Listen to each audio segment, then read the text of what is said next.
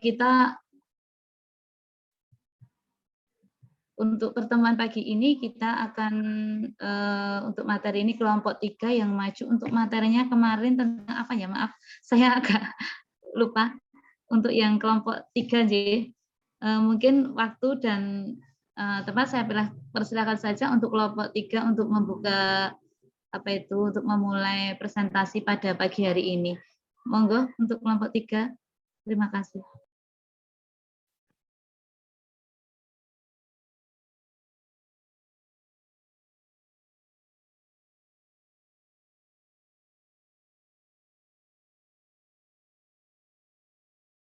Mbak Marlita. Ya. Sebelumnya apakah di layar Bapak Ibu sudah kelihatan PPT saya? Sudah. Oke. Sebelumnya, Assalamualaikum warahmatullahi wabarakatuh. Waalaikumsalam warahmatullahi wabarakatuh. Ya.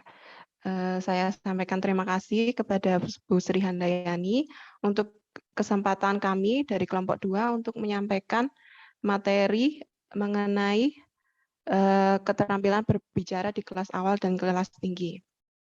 Sebelumnya, pada Bu Dr. Eni Zubaidah MPD yang saya hormati, yang kebetulan hari ini belum bisa hadir, dan teman-teman Dikdas kelas D, izinkan kami dari kelompok 2 yang beranggotakan saya sendiri, Marlita Diah Milaningsih, dan Mas Dimas Tamtama Putra akan menyampaikan materi atau makalah mengenai hakikat, prinsip, jenis, dan langkah-langkah keterampilan berbicara di kelas awal dan di kelas tinggi. Nah, di sini kami bukan satu-satunya sumber atau narasumber, maka nanti mohon bantuan Bapak Ibu untuk menyampaikan, mungkin memiliki pengetahuan lebih banyak mengenai keterampilan berbicara di kelas awal dan di kelas tinggi. Untuk materi yang pertama akan saya sampaikan.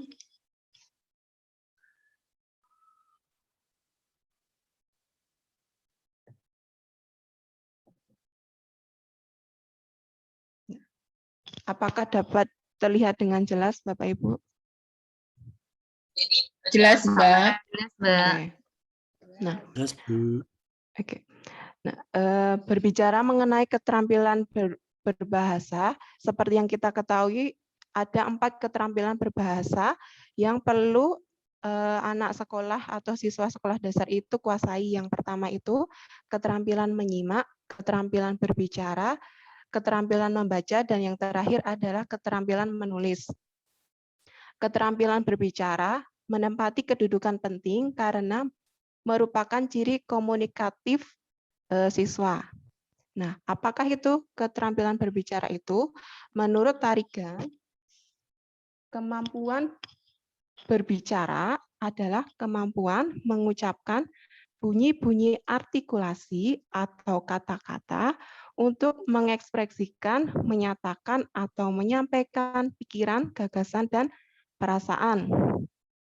Lebih jauh lagi, Tarigan menyebutkan bahwa berbicara merupakan suatu bentuk perilaku manusia yang memanfaatkan faktor-faktor fisik, psikologis, neurologis, sematik, linguistik sedemikian ekstensif, sehingga secara luas dapat dianggap sebagai alat manusia yang paling penting sebagai kontrol sosial. Kemudian, pendapat ahli yang kedua, yaitu dari Susanti, menyatakan bahwa berbicara merupakan kemampuan berbahasa manusia untuk menyampaikan ide dan gagasan secara langsung. Berdasarkan pendapat ahli di atas, maka dapat disimpulkan bahwa keterampilan berbicara hakikatnya merupakan keterampilan memproduksi arus sistem bunyi artikulasi atau kata-kata untuk menyampaikan baik pikiran, gagasan, dan mengekspresikan perasaan secara langsung. Keterampilan berbicara ini sangat penting karena menjadi salah satu indikator keberhasilan siswa belajar dalam mengungkapkan gagasannya secara lisan di dalam kelas, dalam yang lebih responsif dan ekspresif. Keterampilan berbicara bisa menunjang keterampilan bahasa lainnya. Keterampilan berbicara juga sering dipandang sebagai tolak ukur utama untuk menilai keberhasilan dalam pembelajaran bahasa.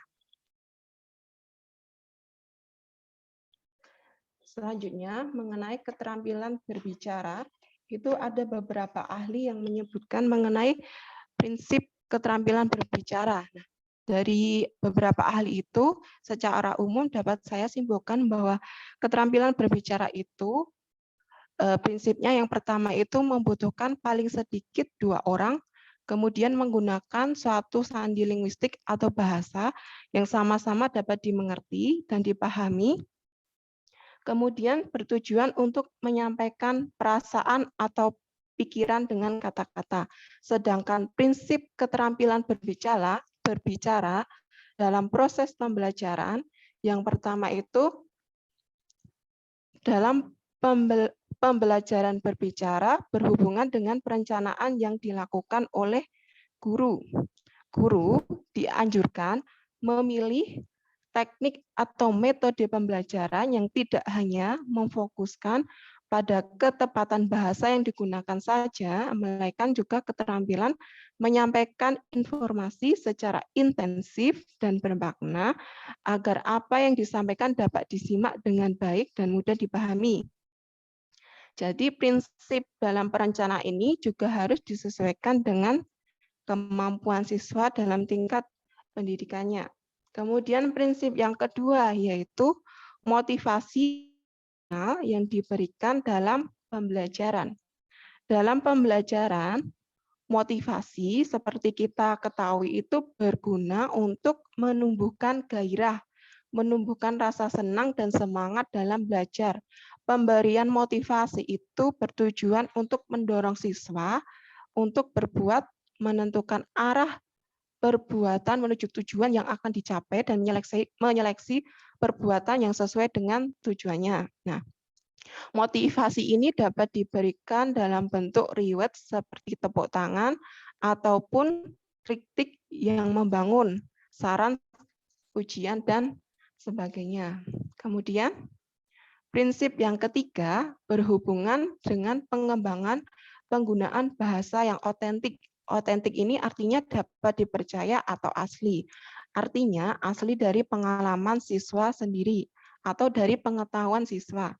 Penggunaan bahasa otentik ini dapat dikembangkan dalam konteks bermakna bagi siswa sebagai bahan ajar berbicara. Penggunaan bahasa perlu disesuaikan dengan kemampuan masing-masing siswa. Jadi untuk mencapai keterampilan berbicara itu perlu dilakukan secara berulang karena tidak bisa satu kali saja spontan kemudian sudah terbentuk seperti itu. Dan juga harus memperhatikan faktor kebahasaan dan non-kebahasaan. Kemudian prinsip yang keempat yaitu pemberian reinforcement atau penguatan positif pada siswa. Jadi penguatan positif ini diberikan harus sesuai dengan kinerja atau penampilan siswa dalam keterampilan berbicara. Bentuknya bisa berupa koreksi atau umpan balik atas kinerja yang dilakukan oleh siswa. Jadi penguatan positif ini tidak selalu diberikan oleh guru, dapat juga diberikan oleh siswa lain dalam bentuk komentar atas penampilan siswa yang tampil. Kemudian prinsip yang kelima yaitu praktek secara berkelanjutan.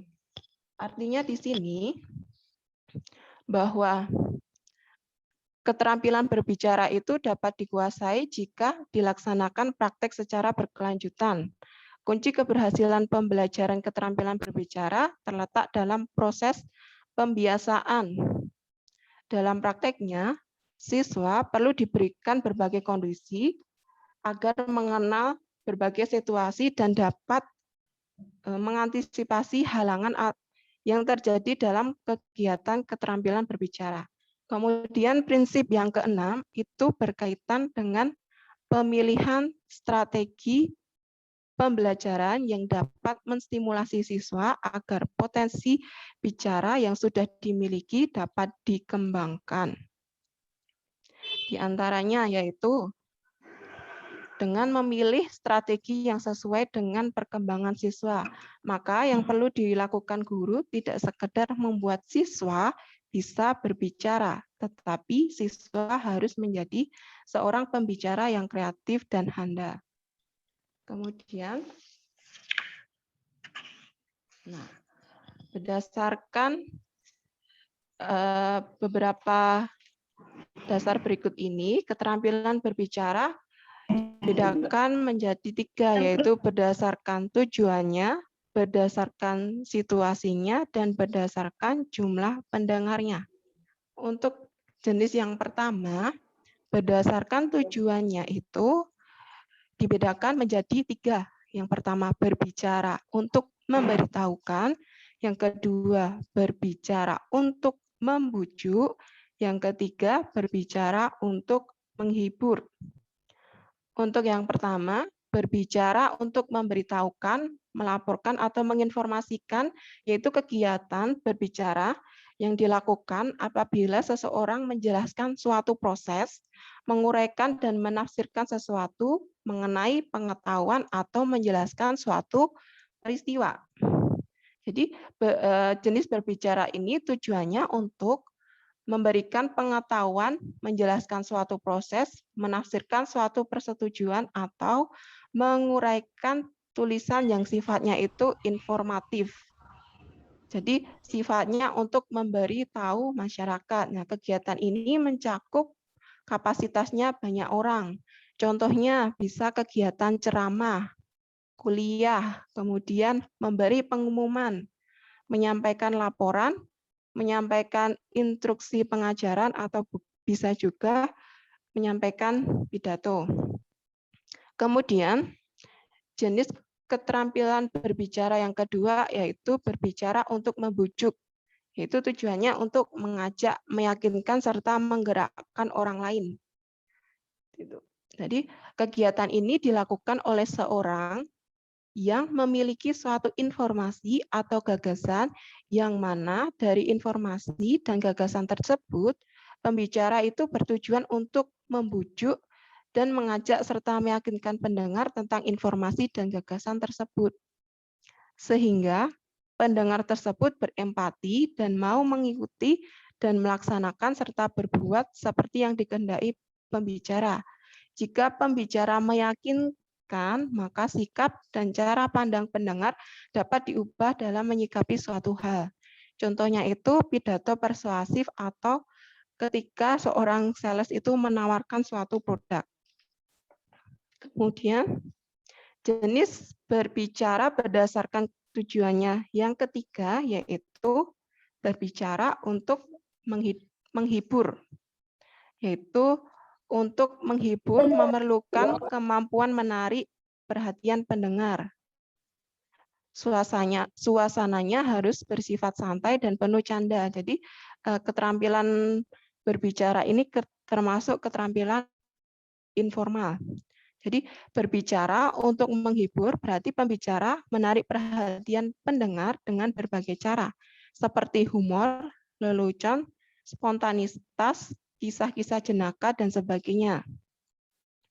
Berbicara dengan tujuan menghibur pendengar biasanya dilakukan oleh orang-orang yang berprofesi sebagai pelawak atau orang yang memiliki kemampuan khusus untuk membuat komunikasi menjadi hangat, seperti itu. Kemudian, jenis yang kedua yaitu berdasarkan situasinya. Dibedakan menjadi 2, yaitu berbicara secara formal, kemudian berbicara informal.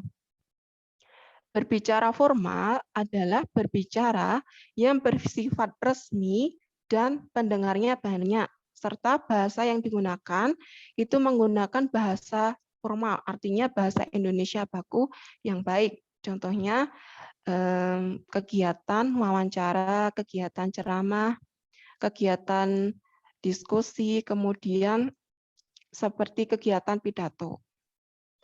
Untuk contoh yang kedua, yaitu berbicara informal.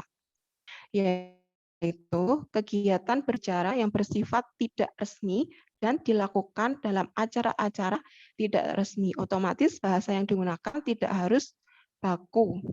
Yang penting dapat dipahami oleh pendengar. Biasanya berbicara informal ini pendengarnya tidak banyak. Kadang topiknya pun tidak hanya satu. Contohnya berbicara dengan teman sebaya atau bertelepon dengan orang lain, bertukar pengalaman, dan sebagainya. Kemudian jenis yang ketiga itu berdasarkan jumlah pendengarnya. Berdasarkan jumlah pendengarnya itu dibedakan menjadi 3, yaitu berbicara antar pribadi, berbicara dalam kelompok kecil, dan berbicara dalam kelompok besar. Seperti itu.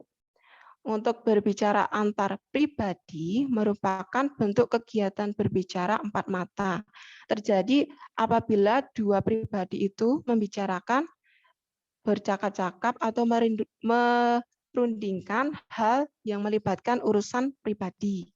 Kegiatan ini contohnya yaitu seperti kegiatan bertelepon ataupun bercakap-cakap. Kemudian jenis yang kedua, berbicara dalam kelompok kecil. Berbicara dalam kelompok kecil terjadi apabila seorang pembicara menghadapi sekelompok kecil pendengar, misalnya 3 atau sampai 5 orang. Kemudian proses komunikasi yaitu bersifat tatap muka, dan kelompok tersebut anggota berinteraksi satu sama lain. Contohnya diskusi, wawancara, dan debat. Kemudian jenis ketiga berdasarkan jumlah pendengarnya, yaitu berbicara dalam kelompok besar. Berbicara dalam kelompok besar terjadi apabila seorang pembicara menghadapi pendengar berjumlah besar atau massa. Berbicara dalam kelompok besar biasanya terjadi di tempat yang luas seperti pada saat guru menyampaikan pembelajaran di kelas, kemudian bisa ketika seorang menyampaikan pidato di tempat umum atau saat seseorang menyampaikan pengumuman. Nah, kemudian keterampilan berbicara berdasarkan penyampaiannya itu dibedakan menjadi 4, yaitu bersifat mendadak, kedua berdasarkan catatan, ketiga berdasarkan hafalan, kemudian yang keempat menggunakan naskah. Untuk yang berbicara secara mendadak itu kegiatan berbicara yang dilakukan tanpa ada persiapan terlebih dahulu. Biasanya kegiatan berbicara ini dilakukan secara langsung atau spontan. Kemudian yang kedua, berbicara menggunakan catatan. Kegiatan berbicara yang dilakukan dengan adanya persiapan terlebih dahulu atau dengan catatan-catatan tetapi hanya butir-butir catatan penting saja. Jadi berdasarkan catatan tersebut, pembicara menceritakan lebih jauh mengenai suatu hal atau topik pembicaraannya. Hal ini dapat berhasil apabila pembicara sudah mempersiapkan dan menguasai isi pembicara secara mendalam sebelum tampil di depan umum. Contohnya itu kegiatan pidato dengan menggunakan teks tapi dengan catatan poin-poin. Kemudian kegiatan berbicara yang berdasarkan cara penyampaiannya yang ketiga yaitu berbicara berdasarkan hafalan. Kegiatan ini dilakukan dengan persiapan terlebih dahulu yaitu membuat catatan yang di mana catatan tersebut digunakan untuk dihafalkan. Tetapi kegiatan berbicara dengan penyampaian secara hafalan ini memiliki beberapa kekurangan, di antaranya yaitu pembicara itu mungkin lupa pada beberapa bagian dari isi yang sebenarnya akan disampaikan, seperti itu. Kemudian yang keempat, berbicara berdasarkan naskah. Jadi kegiatan ini dilaksanakan dengan persiapan terlebih dahulu, yaitu dengan menyiapkan naskah yang ada. Pembicara biasanya membawa naskah pada saat berbicara di depan pendengar dilaksanakan dalam situasi yang menuntut kepastian Presiden itu menyampaikan pengumuman yang sifatnya resmi, biasanya beliau menyampaikan dengan membaca teks seperti itu. Kemudian untuk materi selanjutnya mengenai langkah-langkah pengajaran keterampilan berbicara serta metode pengajaran keterampilan berbicara akan disampaikan oleh Mas Dimas Tamtama Putra. Monggo, Mas. Ya, terima kasih Mbak Marlita. Mohon izin teman-teman, tapi sebelumnya saya akan bertanya apakah suara saya terdengar jelas? Terdengar. Terdengar, Mas. Oke, terima kasih. Langsung saja. Di sini saya akan menyampaikan mengenai langkah-langkah pengajaran keterampilan berbicara. Untuk yang pertama di sini ada tahap perencanaan, ya. Hampir sama dengan kita membuat rancangan pembelajaran biasanya. Jadi yang pertama adalah yang dilakukan guru yaitu tahap perencanaan. Kemudian dalam hal perencanaan ini guru menentukan tujuan yang berhubungan dengan penampilan siswa saat nanti akan diajarkan keterampilan berbicara atau praktik keterampilan berbicara. Setelah itu nanti ditentukan tujuannya yang termasuk dalam perencanaan, yaitu menentukan tema, kemudian mengumpulkan bahan yang sesuai. Bahan yang di sini dimaksudkan adalah bisa berbagai sumber. Yang pertama bisa seperti buku, surat kabar, internet, dan lain sebagainya. Kemudian langkah berikutnya yaitu membuat outline atau kerangka pembicaraan. Outline berisi pengembangan topik atau subtopik, apa yang akan nanti dibicarakan oleh siswa, seperti itu dalam tahap perencanaan. Kemudian yang kedua adalah tahap berbicara. Tahap ini merupakan inti dari pelajaran berbicara. Siswa akan tampil menyajikan isi dari pembicaraan, baik secara individu maupun berkelompok di hadapan teman satu kelas secara bergantian. Kemudian yang menjadi faktor yang berpengaruh pada keefektifan berbicara siswa, yaitu yang pertama, ketepatan ucapan, kemudian yang kedua, penempatan tekanan, nada, artikulasi, sendi, aksentuasi, dan durasi yang sesuai. Kemudian yang ketiga, pemilihan kata. Yang keempat, ketepatan sasaran pembicaraan. Kemudian faktor non kebahasaan yang berpengaruh. Yang pertama ada sikap yang tenang, tidak kaku. Kemudian yang kedua, pandangan mata mengarah kepada audiens atau pendengar. Kemudian yang ketiga, kesediaan menghargai pendapat orang lain. Yang keempat, gerak-gerik mimik muka. Yang kelima, kenyaringan suara. Yang keenam, kelancaran penyampaian isi. Yang ketujuh, penalaran. Dan ke-8 yang paling penting adalah penguasaan topik. Langkah ketiga adalah evaluasi. Tahap ini mungkin bukan hal inti dari rangkaian praktik berbicara, tapi hal ini juga penting atau tahapan ini juga sangat penting. Karena setelah siswa nanti maju ke depan, misalnya menyampaikan tugas dari guru, tugas berbicara di depan kelas, nanti kemudian guru mengevaluasi, memberikan koreksi dalam bentuk saran, kritik yang membangun. Ataupun juga nanti siswa atau teman yang lain bisa mengomentari teman yang sudah maju seperti itu. Jadi nanti ada saling timbal balik sehingga nanti keterampilan berbicara anak semakin meningkat. Kemudian selanjutnya saya akan berbicara mengenai metode keterampilan berbicara di kelas rendah maupun di kelas tinggi. Ada beberapa metode. Di sini metode yang pertama ada metode ulang ucap. Nah, metode ini dilakukan guru memperdengarkan suaranya sendiri atau rekaman tertentu kepada siswa. Nah, di sini guru memberikan umpan, misalnya kata atau kalimat, atau bisa berupa rekaman suara, kemudian siswa diminta untuk menirukan suara guru tersebut, seperti itu. Kemudian yang kedua ada metode lihat ucap. Nah, metode lihat ucap ini, guru memperlihatkan gambar atau benda tertentu di depan kelas. Misalnya, guru memperlihatkan gambar laptop. Kemudian guru bertanya, apakah gambar ini anak-anak, apa namanya gambar ini, seperti itu. Bisa juga dengan gambar hewan ataupun lain sebagainya. Kemudian siswa tersebut akan menjawab. Ditunjuk salah satu atau beberapa siswa nanti akan menjawab. Yang ketiga adalah metode memberikan atau merinci. Dalam metode ini hampir sama dengan metode lihat ucap tadi, tapi guru di sini memberikan beberapa gambar.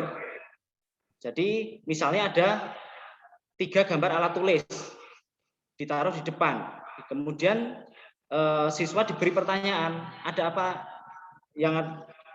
apa saja gambar yang di depan, misalnya seperti itu. Kemudian siswa menjawab, ada pensil, buku, penghapus, seperti itu. Dan bisa menggunakan gambar yang lain, seperti itu. Kemudian yang keempat ada metode menjawab pertanyaan. Dalam metode ini siswa dipancing untuk berani bertanya jawab. Misalnya guru dapat meminta seorang siswa untuk memperkenalkan diri kepada siswa lain secara bergantian. Metode ini dapat juga dilakukan dengan cara guru mengajukan sejumlah pertanyaan kepada siswa tentang nama, alamat, atau hobi masing-masing siswa. Kemudian yang kelima ada metode bertanya. Metode bertanya dapat dilakukan dengan cara meminta siswa mengajukan pertanyaan tentang berbagai hal. Misalnya guru memberikan contoh pensil. Nah, nanti dipancing guru itu untuk bertanya, pensil ini dibuat di mana, kemudian kegunaannya apa, dan lain sebagainya. Contoh gampangnya seperti itu. Kemudian yang keenam, metode pertanyaan menggali. Nah, dalam metode pertanyaan menggali ini, guru bertujuan untuk menggali kemampuan siswa. Sejauh mana sih kemampuan siswa? Contohnya, kemarin kita telah belajar IPA dengan materi gaya. Sebutkan jenis-jenis gaya yang sudah kamu pelajari. Nah, nanti ditanyakan ke 1 atau 2 orang siswa. Kemudian nanti siswa akan menjawab. Sehingga nanti guru akan tahu sejauh mana keluasan pengetahuan siswa mengenai materi tersebut dengan keterampilan berbicara yang dilakukan oleh siswa. Kemudian yang ketujuh dengan metode reka cerita gambar. Nah, dalam metode reka cerita gambar ini, guru biasanya menggunakan gambar berseri. Jadi misalnya ada gambar siswa sedang bangun tidur, kegiatannya di pagi hari, misalnya bangun tidur, kemudian gambar kedua, misalnya membantu orang tua atau sholat subuh, kemudian gambar yang ketiga, nanti siswa misalnya makan atau mandi, dan yang keempat berangkat sekolah. Nah, nanti keempat gambar itu ditempel di depan, kemudian siswa diminta untuk menjelaskan secara rinci masing-masing gambar itu, dan saling berkaitan satu dengan yang lain, seperti itu. Kemudian yang ke-8 ada metode bercerita.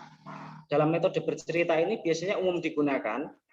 Misalnya guru menanyakan tentang pengalamannya, kenangan atau peristiwa yang pernah dialami. Misalnya siswa setelah belajar di rumah daring ditanya setelah masuk pertama kali, apa kegiatan kamu selama daring di rumah? Nah, seperti itu nanti siswa akan menjawab. Kemudian siswa nanti akan bercerita. Kemudian yang ke-9 ada metode melaporkan. Metode melaporkan dilakukan dengan cara menugaskan siswa untuk melakukan atau melihat suatu peristiwa atau kegiatan. Misalnya di sini ada contoh,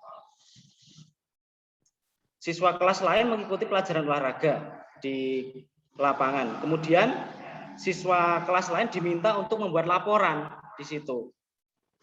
Kemudian disampaikan di depan kelas, misalnya skornya berapa, yang kalah nanti kelompoknya siapa, nanti disampaikan di depan kelas. Kemudian yang ke-10, metode bermain peran. Nah, dalam metode bermain peran ini, siswa diminta untuk menjadi tokoh tertentu, minimal 2 orang. Misalnya siswa nanti diminta untuk bermain peran keluarga, misalnya nanti ada yang jadi bapak, jadi ibu, nanti mereka akan bermain peran di depan kelas. Seperti itu. Itulah beberapa metode yang dapat dilakukan untuk pengajaran keterampilan berbicara di SD. Kemudian yang terakhir adalah kesimpulan. Keterampilan berbicara pada hakikatnya merupakan keterampilan memproduksi arus sistem bunyi, artikulasi untuk menyampaikan pikiran, gagasan, dan mengekspresikan perasaan. Mengajarkan keterampilan berbicara di kelas rendah maupun kelas tinggi memerlukan metode berikut. Metode-metode yang dapat diterapkan dalam pembelajaran berbicara adalah yang pertama metode ucap ulang, metode lihat ucap, kemudian metode memberikan atau merinci, kemudian metode menjawab, kemudian metode bertanya, metode pertanyaan menggali, metode reka cerita, metode bercerita, metode melaporkan, dan metode bermain peran. Demikian yang dapat kami sampaikan presentasi dari kelompok 3. Waktu selebihnya saya kembalikan ke Ibu Moderator.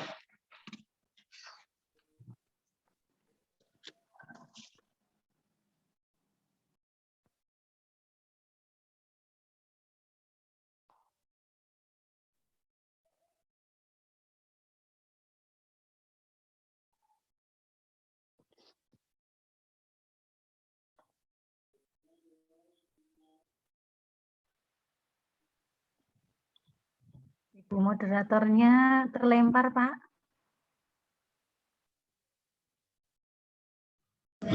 Nunjuk Mbak Wahyuti katanya. Oh ya, baiklah, saya teruskan ya Pak Agung. Kita buka sesi langsung pertanyaan Pak Agung atau bagaimana ini? Ini langsung pertanyaan, Bu. Oh ya, baiklah, monggo Bapak Ibu untuk sesi 1 kita buka pertanyaan 3 penanya J. Monggo, silahkan untuk raise hand. Monggo Bapak Ibu. Kami tunggu, monggo.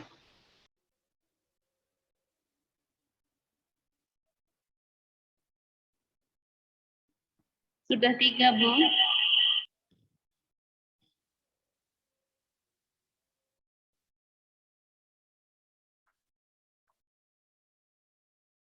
Bentar, nggih. Untuk yang pertama, Putri Yulianingsih. Monggo Ibu, saya persilahkan. Oke, terima kasih. Sini saya mau bertanya, tadi kan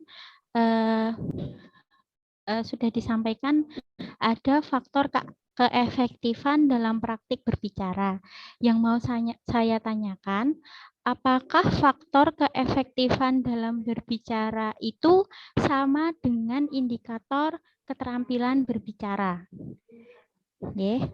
Terus kemudian yang kedua, adakah perbedaan antara faktor keefektifan atau indikator tadi, jika itu memang sebuah indikator keterampilan, antara siswa kelas atas dengan siswa kelas rendah, seperti itu.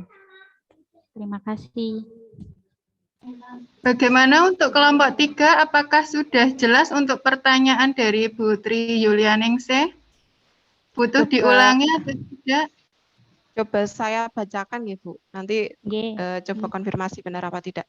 Jadi pertanyaan yang pertama itu, apakah faktor keefektifan dalam berbicara itu sama dengan indikator keterampilan berbicara?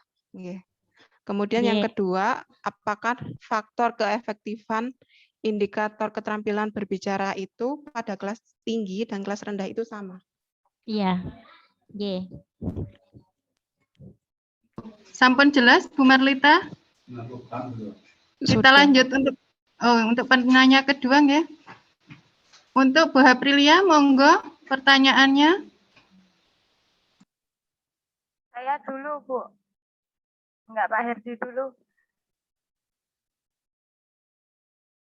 Oh, ya. Yang Pak Herdi dulu apa Mbak April ya? Tadi saya kurang. Pak Herdi dulu soalnya. Bebas. Oh iya. Ya sudah Pak Herdi. Mohon maaf. Ya, monggo Pak Herdi, mohon maaf ya. Silakan Pak Herdi. Saya manut moderator sebenarnya. Oh iya. Maaf sih Bapak, ini baru bisa masuk, ini pakai HP, maaf. Oh, Iya, Bu. pripun Mbak Handayani? Bisa dilanjut dulu Ibu Wahyuti, soalnya ini punya saya masih agak itu. Oh ya, ya, ya. Ya, untuk penanya berikutnya, monggo Bapak Herdi. Oke, saya nggih. Oke, terima kasih. Mudah-mudahan suara saya didengar dengan jelas. Assalamualaikum warahmatullahi wabarakatuh. Waalaikumsalam warahmatullahi wabarakatuh. Kepada kelompok yang mempresentasikan, saya ingin bertanya tentang pemerolehan keterampilan berbicara. Kan berbicara itu salah satu keterampilan, dan itu kan pasti diperoleh mulai dari kecil. Apakah ada gangguan-gangguan keterampilan berbicara? Karena sebenarnya saya sekalian sambat dan curhat. Saya punya gangguan keterampilan berbicara. Sebenarnya saya, kalau orang bilang saya gagap, gitu. Saya gagap. Saya gagap itu kalau saya disuruh bilang huruf T sama huruf C. Gitu. Saya kalau hanya mengucapkan satu huruf itu saja tanpa kata itu susah. Jadi T sama C itu susah sekali gitu. Di situ sama sekali tidak disinggung tentang gangguan keterampilan berbicara. Apakah gangguan keterampilan berbicara itu hanya sama yang seperti saya alami, hanya gagap aja, atau ada yang lain, atau memang tidak ada, atau memang gangguan berbicara itu hanya faktor individual aja gitu. Kalaupun memang ada gangguan keterampilan berbicara untuk yang khususnya tentang keterampilan berbicara anak SD, itu gimana kira-kira cara untuk mencegahnya, atau kalau memang sudah menderita, bagaimana cara untuk mengatasinya? Itu pertanyaan saya, terima kasih. Bagaimana kelompok 3, apakah sudah jelas dengan pertanyaan Pak Herdi?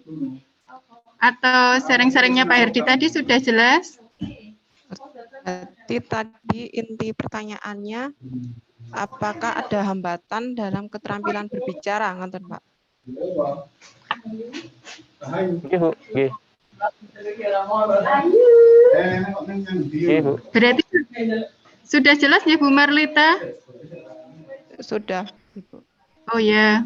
Untuk penanya ketiga, Ibu Aprilia, monggo Ibu. Baik, terima kasih atas waktu yang diberikan kepada saya. Di sini kan diajarkan sejak dini ya, dari anak mulai kecil pun juga. Nah, untuk anak-anak yang sering diajarkan kata yang tidak benar keterampilan berbicara seperti itu. Biasanya kan kalau orang ngomong, kadang kalau simbah ngomong itu dikasih tahunya sini Tik, kerupuk dulu, tapi tidak dibenarkan bahwa itu tuh tidak ditekankan kerupuk seperti itu, tapi dengan kata yang mudah diucapkan untuk anak, roti jadi loti seperti itu. Apakah itu ada pengaruhnya untuk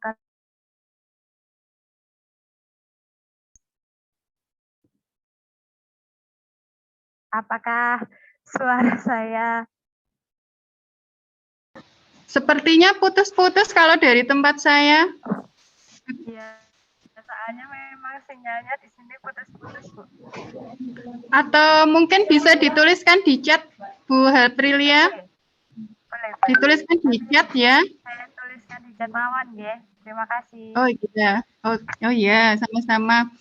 Untuk kelompok 3, apakah langsung dijawab saja untuk penanya yang kelompok 1 sambil menunggu pertanyaan dari Bu Aprilia. Begitu ya, Bu Marlita dan Pak Evan. Halo? Ya. Apakah suara saya terdengar juga? Yang putus-putus tadi, Mbak. Iya, terdengar tapi putus-putus, Ibu. Oh ya, untuk Bu Aprilia tadi kan pertanyaannya juga putus-putus. dituliskan kan di chat begitu nggih. Untuk itu dilanjut untuk menjawab pertanyaan dari Bu Tri Yulianingsih begitu. Terdengarkah? Iya, terdengar. Oh iya. Ya monggo dilanjut untuk menjawab pertanyaan yang Bu Tri Yulianingsih. Monggo waktu dan tempat saya persilahkan. Bu Marlita sama Pak Evan. Pak Dimas. Oh, Pak Dimas ya. Ya maaf. Ya monggo. Monggo Mas Dimas dulu atau saya dulu? Saya coba menjawab dulu, Mbak. Oke. Mungkin jenengan tambahi. Mungkin ini boleh harus dari yang pertama atau boleh lonjak-lonjak ini menjawabnya. Ya jangan lunjak-lunjak, maksudnya tidak urut begitu toh Pak? Iya, tidak urut. Iya boleh, kalau lunjak-lunjak nanti malah kesel nggak. Ya boleh mau dari Bu Tri Yulianingsih dulu atau Pak Herdi dulu. Nanti untuk yang Mbak Aprilia kita lihat di chat nggih. Monggo. Ya mungkin saya mencoba menjawab dulu. Ini sepengetahuan saya. Pertanyaan dari Pak Herdi tadi nggih. Apakah ada gangguan keterampilan berbicara, misalnya gagap ataupun yang lain? Nah, kalau menurut saya itu ada, keterampilan berbicara itu. Salah satunya gagap itu. Mungkin gagap itu bisa pengaruh dari asuhan ataupun juga dari sejak lahir seperti itu. Kalau di Jawa itu ada istilah gagap juga, kemudian ada istilah celat juga. Nah, tidak bisa mengucapkan misalnya R itu jadi L, mungkin seperti itu ada, seperti itu. Kemudian juga terdapat juga gangguan, misalnya orang tuanya beda suku. Misalnya yang satu itu suku Jawa, yang satu Kalimantan. Nah, sejak kecil dia diajari dua bahasa, sehingga dia tidak tahu bahasa mana sih yang biasanya digunakan sehari-hari. Ibu mengajari bahasa Kalimantan dengan bahasa mungkin Melayu. Kemudian bapaknya mengajari bahasa Jawa. Sehingga mereka kesulitan atau anak tersebut kesulitan untuk berbicara. Telat berbicaranya seperti itu. Kemudian kalau menurut saya untuk cara mengatasinya, untuk gagap, kemudian yang celat tadi, guru harus tahu, oh anak ini gagap, oh anak ini celat. Sehingga harus ada mungkin pengajaran tertentu atau nanti ditambah pengajarannya, yaitu pengucapan tadi itu ditambah. Kemudian lagi misalnya ada anak yang sejak kecil itu diajari seperti itu, jadi nanti di sekolah ya dibiasakan dengan bahasa Indonesia sebagai bahasa yang baku seperti itu. Kemudian mungkin Mbak Marlita akan menambahi, monggo.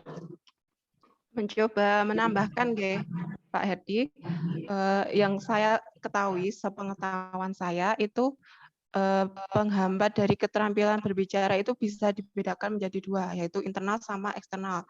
Internal itu dari fisik anak itu sendiri. Yang pertama mungkin dari alat ucapnya, bisa jadi perkembangannya tidak sesuai, mungkin lidahnya bagaimana, kemudian juga dipengaruhi mengenai perkembangan otak. Kemarin ketika psikologi, yaitu neuroscience, yaitu kemampuan berbicara itu juga dipengaruhi oleh perkembangan otak, seperti itu. Lebih jauhnya nanti bisa dipelajari lebih lagi. Kemudian yang kedua, faktor eksternal, yaitu stimulus dari lingkungan. Jadi anak itu dapat berbicara dengan lancar itu karena stimulus ketika masih kecil atau masih bayi, itu stimulus dari lingkungan sekitar, dari orang tua, ayah dan ibu terlebih dahulu. Makanya sangat penting stimulus dari orang tua itu untuk mengembangkan keterampilan berbicara. Kemudian untuk anak usia sekolah dasar, yaitu menjadi tugas guru untuk mengembangkan keterampilan berbicara yang sesuai dengan usianya dan sesuai dengan kemampuannya. Mungkin itu yang dapat saya sampaikan.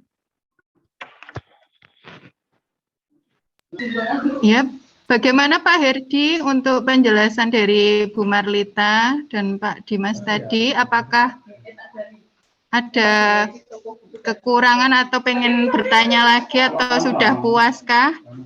Sampun, Bu, sampun. Sampun, kalau seandainya nggak puas nanti saya selesaikan secara kekeluargaan aja.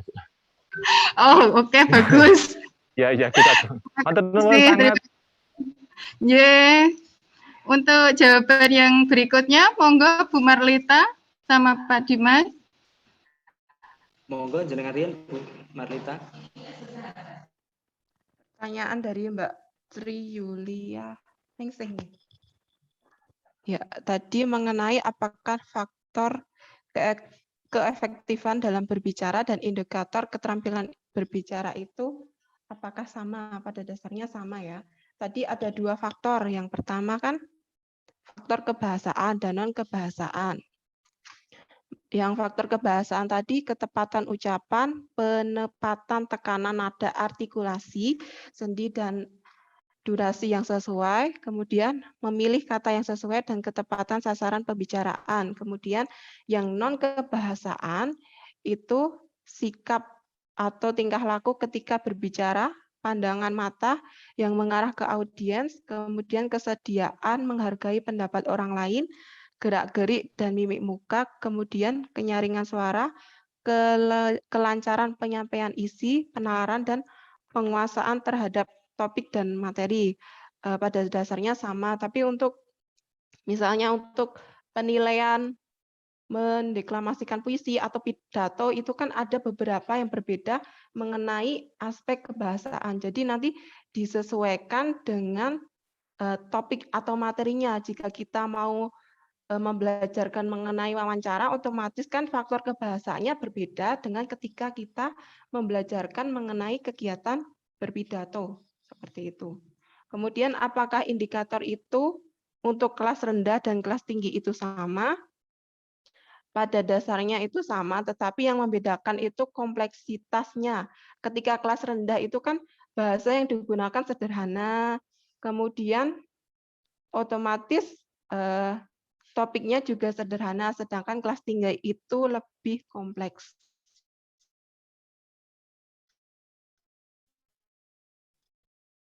Mungkin Mas Dimas mau menambahkan? Monggo. Terima kasih untuk jawabannya. Ya, berarti sampun jelas ya Bu Tri Yulia Ningsih. Nggih, sampun Bu. Oke. Untuk berikutnya kita buka penanya untuk season 2. Monggo. Ada yang belum?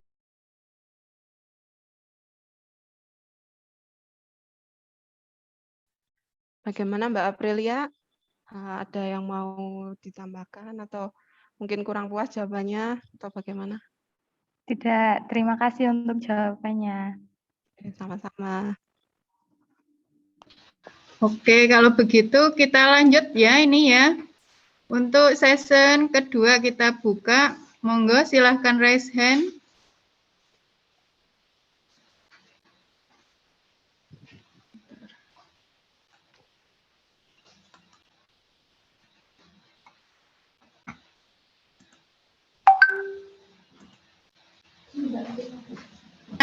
Ani, monggo saya persilahkan. Baik, terima kasih atas waktunya. Di sini saya bertanya tentang tadi sudah disampaikan ada 10 metode berbicara ya. Nah, itu yang saya tanyakan dari 10 metode keterampilan berbicara di SD. Di sini kalau kita berbicara SD kan ada kelas tadi disampaikan kelas atas, kelas bawah.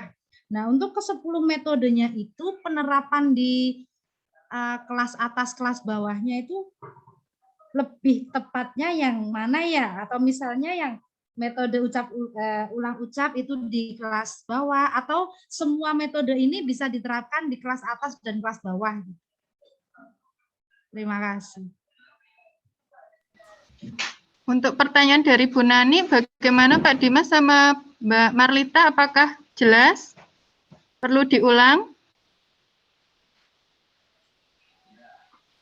Sudah cukup jelas, Ibu. Oh ya. Untuk penanya kedua, Pak Agung, monggo. Terima kasih atas waktunya. Sebenarnya pertanyaan saya sama seperti dengan Bu Nani. Yang metode keterampilan berbicara di SD itu kan ada 10 langkah. Nah, itu apakah semua dipakai di kelas atas, kelas bawah, atau ada yang tertentu? Kalau yang tertentu, mana saja yang kelas atas, mana saja kelas bawah. Jadi sebenarnya intinya sama seperti pertanyaannya Bu Nani. Terima kasih.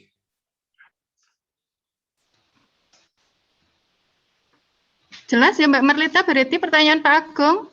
Cuma yang tadi yang untuk Bu Nani tadi metode penerapannya sama, ya hampir sama ya. Tadi Ya. metode ada 10 itu tadi, itu Ya. penerapan secara spesifiknya yang kelas bawah yang seperti yang mana, yang atas yang mana, atau mungkin malah ke 10-10-nya itu ini semua bisa di kelas bawah, kelas atas gitu. Oke. Berarti sama, hampir sama. Untuk yang ketiga, monggo Bu Mufidah, saya persilahkan pertanyaannya, Ya, monggo. makasih. Ya, makasih Mbak. Ini saya memperbaiki keterampilan berbicara, saya hubungkan dengan slide ke-6 tentang metode keterampilan berbicara.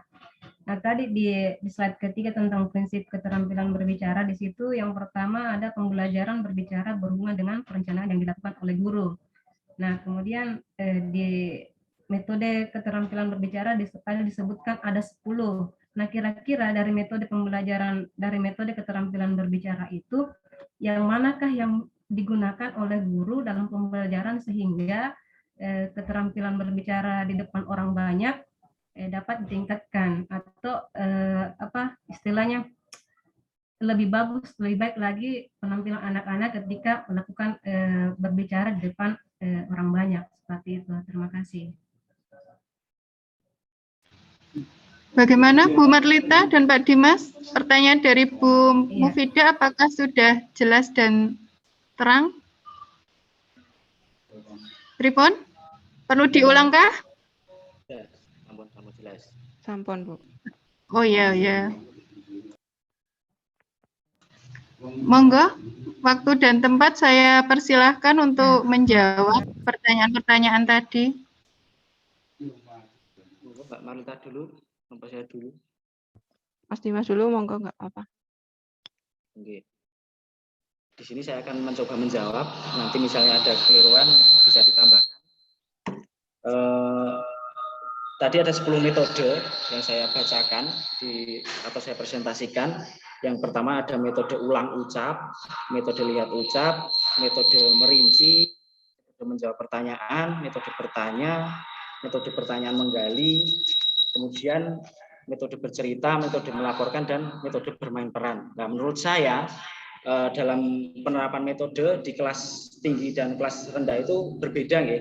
Misalnya metode ulang ucap itu dapat diterapkan di kelas rendah karena di sini siswa diminta untuk hanya menirukan suara dari guru.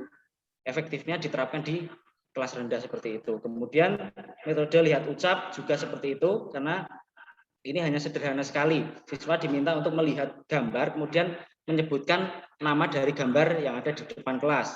Kemudian metode merinci ini juga bisa diterapkan di kelas rendah. Efektifnya diterapkan di kelas rendah karena hanya menyebutkan mungkin 3 bagian atau beberapa bagian dari gambar yang ada di depan kelas. Kemudian untuk metode menjawab pertanyaan ini dapat diterapkan di kelas tinggi ataupun kelas rendah. Oke, semua efektif karena biasanya guru itu memancing siswa yaitu untuk dapat bertanya seperti itu. Kemudian untuk yang metode bertanya ini efektifnya diterapkan di kelas tinggi karena ini merangsang pikiran kritis dari siswa. Contohnya guru tadi memberikan contoh satu benda atau satu gambar, kemudian siswa diminta untuk bertanya pada gambar itu, apakah cara membuatnya bagaimana, kemudian prosesnya bisa sampai jadi itu bagaimana, kemudian mungkin kegunaannya untuk apa, seperti itu. Kemudian yang metode pertanyaan menggali ini bisa diterapkan di kelas tinggi atau kelas rendah, yaitu untuk mengetahui kemampuan siswa atau kedalaman materi yang sudah dikuasai oleh siswa. Contohnya kemarin kita belajar IPA, materi apa saja, seperti itu kan dapat diterapkan di kelas tinggi ataupun kelas rendah. Kemudian untuk metode reka cerita bergambar, ini efektifnya dapat diterapkan di kelas tinggi. Soalnya di sini biasanya agak banyak, ya. Dengan gambar seri tersebut, nanti siswa diminta untuk menceritakan. Jadi ini perlu pikiran yang sudah levelnya lebih tinggi. Kemudian untuk metode bercerita, di sini dapat diterapkan di dua-duanya. Walaupun untuk di kelas rendah itu juga masih sederhana ceritanya, mungkin hanya beberapa kalimat saja. Tapi kalau untuk kelas tinggi kan sudah bisa, ya, sudah bisa panjang untuk bercerita tersebut. Kemudian untuk metode melaporkan ini juga diterapkan efektifnya di kelas tinggi karena siswa diminta untuk melaporkan apa yang dia lihat, ditugaskan oleh gurunya seperti itu. Jadi untuk kelas rendah ini masih kesulitan.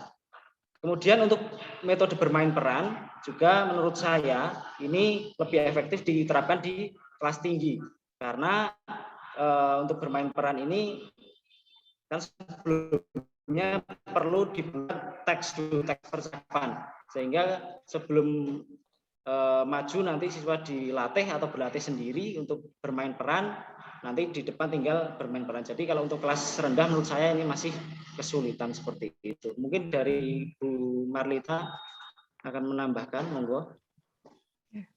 Mungkin cukup itu Pak Dimas. Monggo Bu Nani atau Mas Agung tanya. Monggo Bu Nani, Pak Agung masih menanggapi lagi atau pripun? Ya sudah, terima kasih. Ini tadi yang untuk pertanyaan menggali, mungkin tadi kalau menurut Pak Dimas kan guru memberikan pertanyaan yang menggali, tapi kalau saya karena menurut kita gitu kan pasti beda ya. Ini karena keterampilan berbicara di SD mungkin ini anaknya yang bertanya, mungkin ada bacaan terus anak diminta untuk membuat pertanyaan yang bersifat menggali informasi bacaan. Mungkin seperti itu dan yang lainnya sama. Sudah, terima kasih. Terima kasih atas penjelasannya. Monggo Pak Agung, gimana? Terima kasih atas penjelasannya. Sebetulnya cukup karena mungkin ya semuanya bisa kepakai, sebagian besar bisa kepakai, tergantung kelas tinggi, kelas rendah, porsinya lebih banyak dan lebih kompleks seperti itu. Ya, terima kasih untuk materi. Ya, berarti untuk tinggal pertanyaan dari Bu Mufidah ya, Mbak Marlita sama Pak Dimas. Monggo, silahkan untuk dijawab. Monggo Mbak Marlita dulu. Coba menjawab, Ibu. Tadi pertanyaannya mengenai prinsip keterampilan berbicara ya, ada guru itu perlu menentukan strategi pembelajaran yang sesuai, termasuk di dalamnya itu ada metode. Nah, tadi dijelaskan ada 10 metode. Kemudian metode mana yang paling efektif? Gitu nggih. Menurut kami itu pemilihan metode itu perlu disesuaikan dengan kebutuhan kelasnya siswa. Jadi seperti tadi dijelaskan Mas Dimas sebelumnya, misalnya tadi metode yang pertama, metode ulang ucap dan lihat ucap itu lebih efektif jika dilaksanakan di kelas rendah karena anak-anak itu baru belajar artikulasi dalam menyampaikan bicara yang tepat. Kemudian yang kedua itu dalam pemilihan metode itu perlu disesuaikan dengan yang materinya. Mungkin ada beberapa metode yang tidak bisa sesuai dengan materi tertentu. Misalnya metode reka cerita gambar tentunya itu tidak sesuai jika kita menyampaikan untuk kegiatan berbicara wawancara. Mungkin metode yang sesuai itu metode bertanya atau pertanyaan menggali. Seperti itu contohnya. Mungkin itu yang bisa saya sampaikan. Monggo Mas Dimas. Kayaknya sudah cukup, Mbak. Pripun Bu Mufidah? untuk jawaban-jawabannya. Ya, terima kasih atas jawabannya. Tadi saya juga mempertanyakan itu tentang keterampilan berbicara di depan orang banyak. Kira-kira dari 10 metode itu adakah yang efektif yang digunakan sehingga keterampilan berbicara anak di depan orang banyak itu lebih baik lagi? Artinya kan terkadang kita melihat anak-anak jika diminta mereka tidak mau, bahkan mereka tidak mau karena pengucapannya mereka yang tidak jelas atau bagaimana, karena sehingga mereka memiliki kekurangan keterampilan di depan berbicara depan orang banyak. Dari 10 metode itu yang manakah yang efektif yang bisa digunakan oleh guru agar bisa melatih anak-anak bisa terampil berbicara depan orang banyak seperti itu? Terima kasih.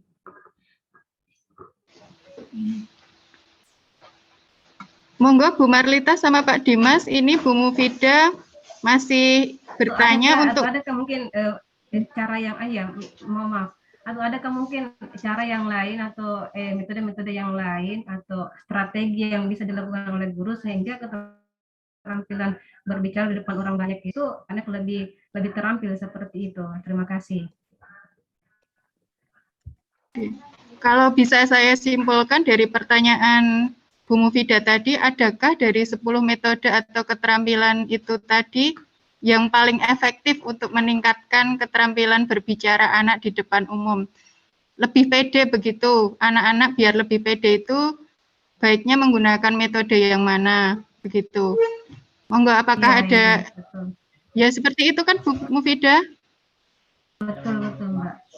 Ya, monggo Pak Dimas sama Mbak Marlita, mungkin dari 10 metode itu, manakah yang lebih efektif dalam meningkatkan keterampilan berbicara atau anak menjadi lebih pede berbicara, begitu? Kalau menurut saya, ini ya sebenarnya tidak pasti ya, tergantung jenis kelasnya atau karakteristik per kelasnya. Tapi kalau menurut saya, itu metode bermain peran. Karena mau tidak mau anak itu diminta untuk ke depan, kemudian untuk berperan menjadi tokoh tertentu, sehingga nanti siswa pun akan senang satu sama lain, sehingga dia akan berbicara di depan kelas pun tidak malu. Ini seperti itu. Kalau saya lebih tepatnya ke metode bermain peran. Tapi tergantung karakteristik dari kelasnya, kan ada kelas yang ramai sekali, kemudian ada kelas yang anteng, takut semua, seperti itu. Mungkin Mbak Marlita ingin menambahkan, monggo. Sudah cukup mungkin. Ya, terima kasih.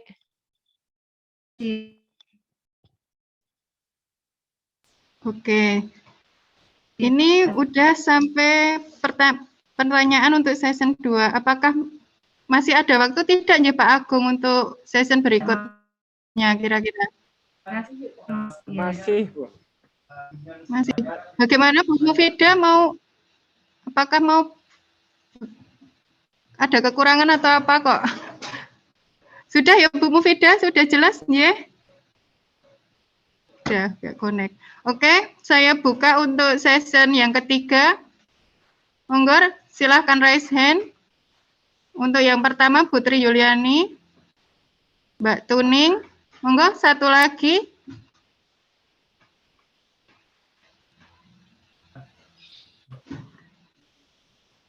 Kami tunggu, monggo.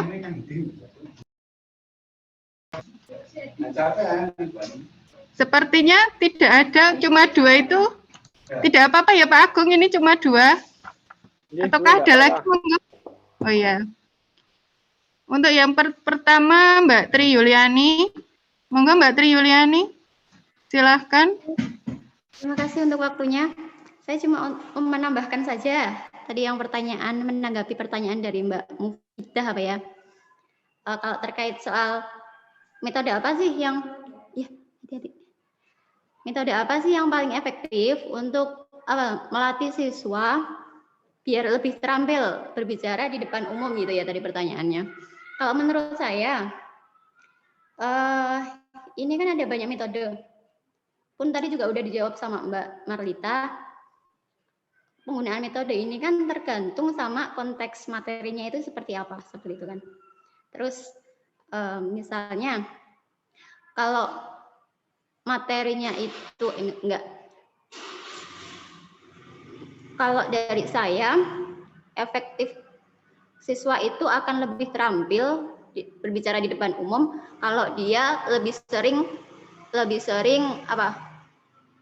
punya pengalaman yang lebih dalam berbicara. Jadi pinter-pinternya guru aja pakai metode yang mana, atau enggak sering-sering aja dipakai metodenya itu. Oh, misalnya nih materi ini pakai metode ulang ucap. Oh, materi apa pakai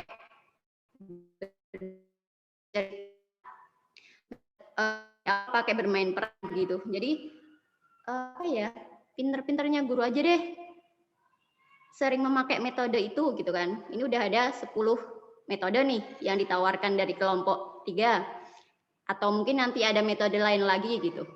Jadi lebih ke prakteknya aja dibanyakin gitu. Frekuensinya aja diseringin. Gitu aja. Jadi insya Allah nanti siswa jadi lebih mahir lagi dalam berbicara di depan umum. Seperti itu sih kalau dari saya. Oh ya. Terima kasih untuk Mbak Tri Yuliani menambahkan dari Mbak Mufidah tadi nggih. Ya. Untuk Mbak Tuning, monggo Mbak Tuning. Terima kasih jawabannya. Terima kasih atas waktunya. Kesempatan ini pada ini yang kelompok 2, kelompok 3 atau 2 ini. Saya akan kelompok 3. Saya akan menanyakan tentang prinsip pembelajaran keterampilan berbicara nih. Pada prinsip yang kelima itu untuk penerapannya ketika pandemi seperti ini dengan pembelajaran jarak jauh, bagaimana? Untuk prinsip yang kelima itu bahwa pembelajaran keterampilan berbicara itu memberi siswa berbagai kesempatan untuk praktek berbicara sama seperti keterampilan-keterampilan yang lainnya. Mohon untuk penjelasannya ketika pembelajaran jarak jauh seperti ini bagaimana? Demikian. Terima kasih. Bagaimana Pak Dimas dan Bu Marlita, apakah pertanyaan dari Bu Tuning sudah jelas? Sudah jelas. Oh ya. Mungkin bisa langsung dijawab ya Bapak sama Mbak Marlita, Pak Dimas sama Mbak Marlita. Bu Marlita dulu. Ya, mencoba menjawab ya, Bapak Ibu. Dari pengalaman saya untuk untuk pembelajaran keterampilan berbicara ketika pandemi ini ya, kita kan otomatis memberi kesempatan siswa untuk praktek berbicara itu lebih sedikit daripada ketika pembelajaran tatap langsung. Nah, yaitu kita bisa itu menggunakan dengan media yang ada, misalnya nanti ketika siswa praktek pidato atau praktek wawancara ketika ada di kelas 4 materinya, kegiatan wawancara itu bisa dengan direkam video atau mungkin rekam audio kemudian dikumpulkan ke guru seperti itu, atau juga bisa ketika melaksanakan kegiatan VidCon atau Google Meet seperti itu, siswa diminta praktek secara langsung. Mungkin itu yang dapat saya sampaikan. Mas Dimas atau Bapak Ibu guru yang lain mau menambahkan? Kalau saya sama sudah cukup. Monggo Bapak Ibu yang lain misalnya mau menambahkan. Monggo Bapak Ibu yang lain jika ingin sharing untuk penerapan keterampilan berbicara di masa PJJ, monggo saya persilahkan berbagi pengalaman.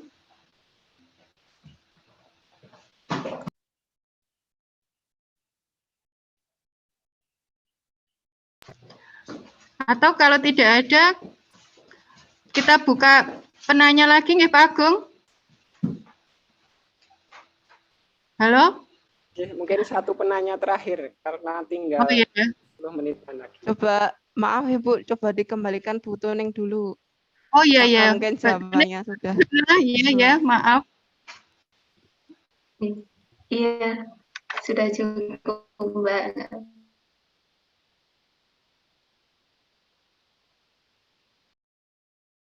lewat itu Vicon, voice note, kemudian memberi tugas yang seperti yang tadi pidato, bisa begitu, hanya begitu ya. Yang saya terapkan juga sama, ya. Terima kasih.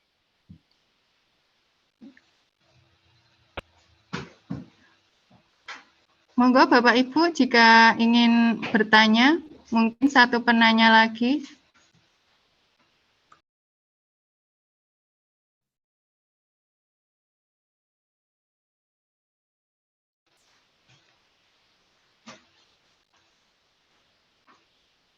Adakah yang ingin bertanya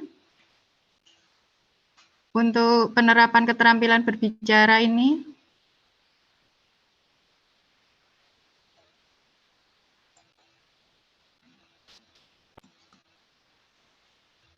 Sepertinya sudah tidak ada, Pak Agung. Ada tidak ya? Mungkin sudah cukup jelas nih, Pak. Iya, karena presentasinya sudah cukup bagus. Sangat jelas dan gamblang. Oke, kalau begitu saya ini ya, karena saya tadi Mbak Yani sempat terlempar, mungkin saya akan mengulangi siapa sajakah yang bertanya tadi. Halo. Untuk mencocokkan. Untuk season 1 itu nanyanya Mbak Tri Yulianingsih, 2 Pak Herdi, 3 Mbak Aprilia. Untuk season 2 Bu Nani, Pak Agung, Bu Mufida. Season 3 Bu Tuning dan yang menambahkan tadi Bu Tri Yuliani. Apakah sudah cocok Bapak Ibu? Di catatan saya itu. Yeah. Mungkin karena sudah tidak ada penanya lagi, kami dari kelompok 4, saya dan Bu Handayani sebagai moderator yang tadi Bu Yani sempat terlempar, mohon maaf jika banyak kekurangan dalam sebagai moderator. Untuk tempat dan waktu saya kembalikan kepada Pak Agung. Monggo Pak Agung, saya kembalikan waktu dan tempatnya. Terima kasih. Terima kasih Bu Wahyuni. Sekali lagi saya ucapkan terima kasih kepada pemateri dan moderator karena sudah menyampaikan materi dengan sangat baik dan moderator untuk kelancaran presentasi ini juga sudah sangat baik. Mungkin itu saja dari saya. Ya, semoga di pertemuan berikutnya Bu Eni sudah sehat, sudah bisa membersamai kita di perkuliahan pada mata kuliah ini. Amin. Apakah ada pertanyaan atau yang lainnya sebelum saya tutup? Jika tidak ada, saya ucapkan terima kasih sekali lagi dan saya mohon maaf apabila dalam membuka dan menyampaikan hal ada yang kurang, saya mohon maaf yang sebesar-besarnya. Sekian, terima kasih. Wassalamualaikum warahmatullahi wabarakatuh. Waalaikumsalam warahmatullahi wabarakatuh.